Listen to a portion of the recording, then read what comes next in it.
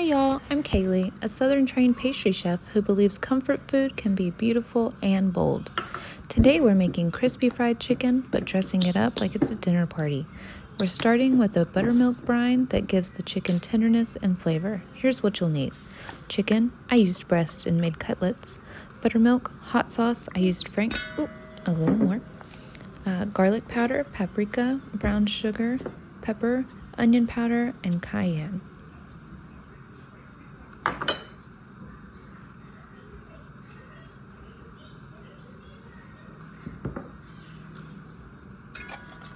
Now we're mixing all that up, make sure it gets nice and incorporated.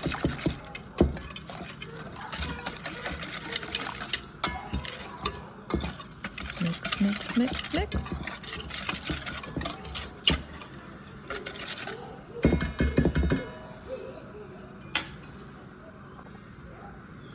Now I'm adding my chicken in there one at a time, making sure everything gets a coat on it.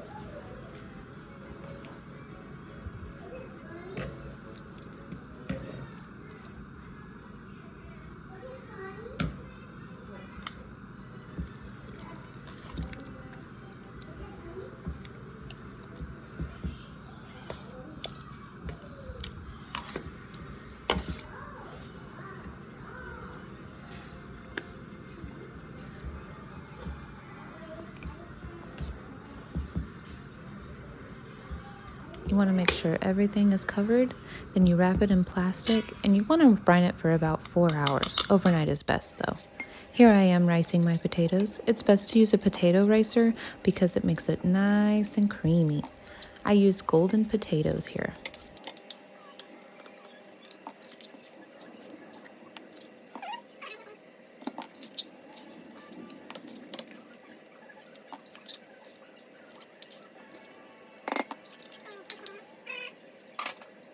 While it's still steaming hot, we're going to add in a whole stick of butter. Yep, a whole stick.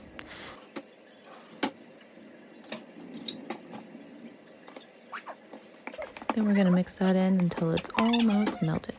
Then we're going to add our heavy cream. You want to make sure your heavy cream is heated before you add it in because it will get gummy if you don't. So here I am. I infused mine with thyme and garlic.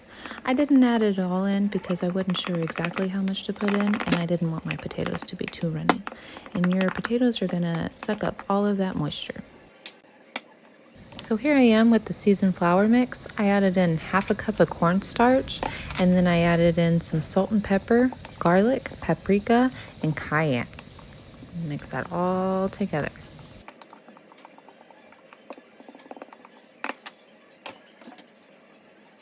So now I'm taking my brine out of the refrigerator. It's better if you have one hand for your chicken and one hand for your flour mix. That way you don't get any gross goo all over your hands.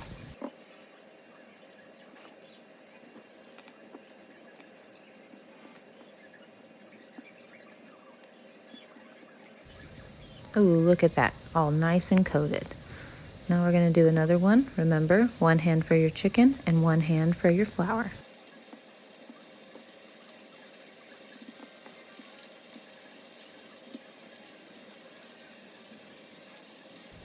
So now we're going to switch over to our oil. Make sure you heat it up to 350 degrees and fry until golden and crispy. Sometimes this could take a minute. I would say maybe mine took about 6 to 8 minutes. You don't want to overcrowd the pan because then it'll make the oil lose its temperature and it won't fry very well.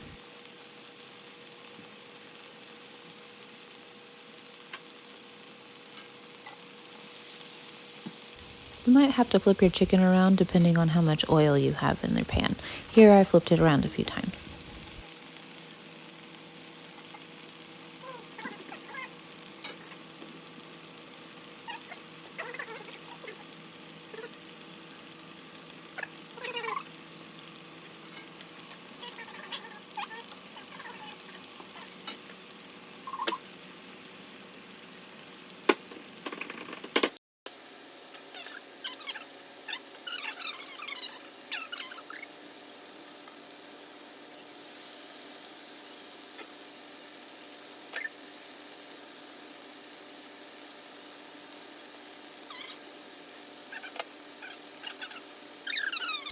When you take these out of the pan, you want to put your chicken on a wire rack just to get all that grease off there.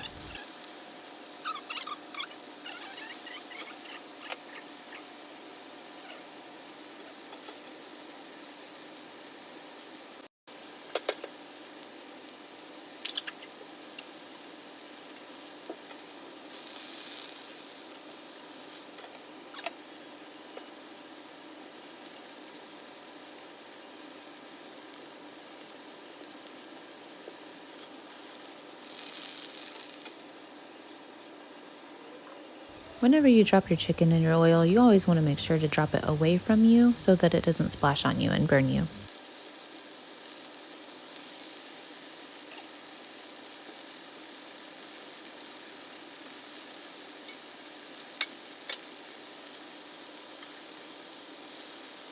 This chicken is going to have so much flavor, it might bite back.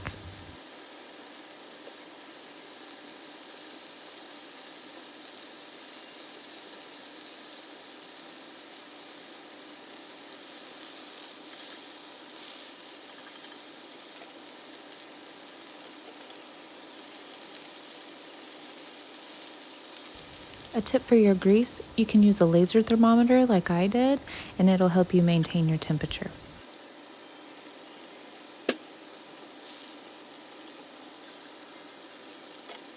Ooh, that sizzle sounds so good.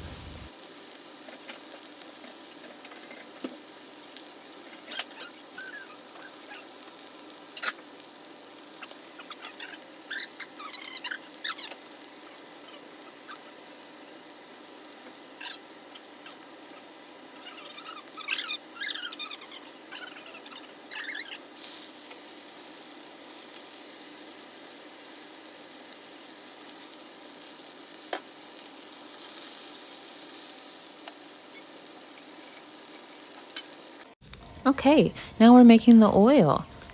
For that, we did brown sugar, hot oil from the pan, and then we did some cayenne, yes, more cayenne, garlic powder, paprika. I always use smoked paprika just because I like the flavor. Then you mix, mix, mix all together, and there you have it, your Nashville hot oil.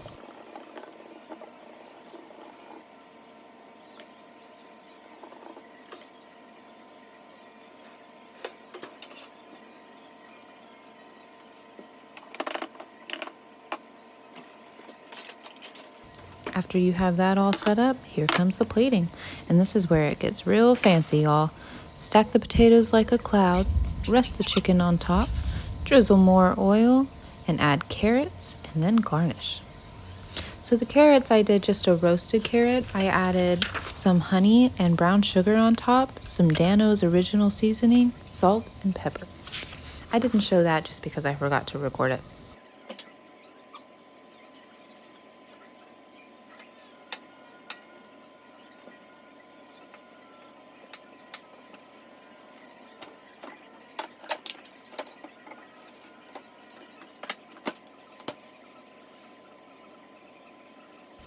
After you put some lemons on your plate, then we have some pickles. Pickles always go with Nashville hot chicken. It's so yummy.